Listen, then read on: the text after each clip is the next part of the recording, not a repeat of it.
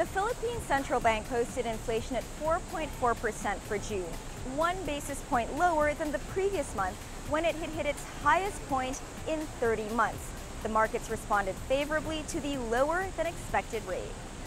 The Philippine Stock Exchange rallied to a 13-month high, breaking the 7,000 level, also boosted by U.S. jobs data. Inflation for the rest of the year has been elevated towards the high end of the 3 to 5% outlook.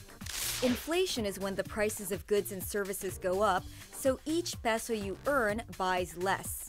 It's calculated by looking at the Consumer Price Index. This includes the cost of food, drinks, housing, utility, fuel, and transport, to name a few. If inflation is too high, it erodes your purchasing power.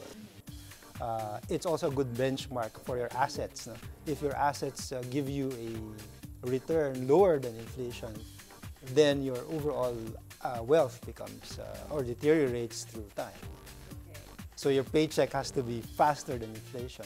Despite the higher inflation forecast for the rest of 2014, the BSP is sticking to its outlook of a lower rate of 2 to 4% for 2015. While this sounds optimistic, there is a downside if we don't stay within those targets. This includes monetary tightening, such as raising interest rates. The BSP has already raised special deposit account rates from 2% to 2.25%. This adjustment is meant to head off risks to price and financial stability that could come from strong liquidity and credit growth. Another effect of high inflation is a downward trend in the stock market, since asset markets are supported by low and stable interest rates.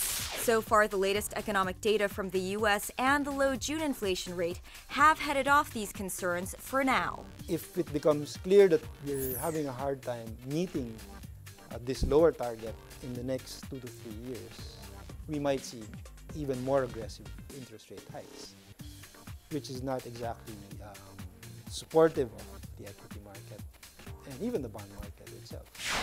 Aside from the Consumer Price Index, geopolitical issues affect inflation. For example, the instability in Iraq affects our fuel prices, and the economic recovery of Europe and the U.S. is expected to affect our inflation. Given those risks, you have the likelihood of oil prices and, of course, the other industries that depend on it seeing inflation. The other thing is we are seeing a U.S. economic recovery together with a rebound in Europe. No? They're coming out of a recession back to growth. And when growth is improving, typically prices of basic commodities tend to go up. Infrastructure that can't keep up with a growing population or with competition, particularly the impending ASEAN economic integration, can drag economic growth down and push inflation up.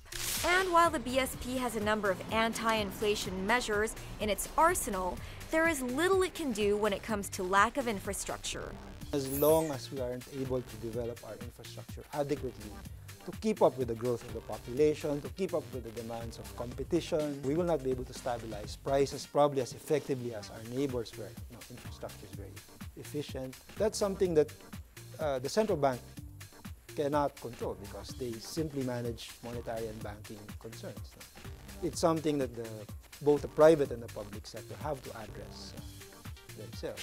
It's normal for consumer goods to increase, but it should be at a moderate pace and not one that forces people to lower their standard of living. It's yet to be seen if our economic growth can keep up with the rate of inflation.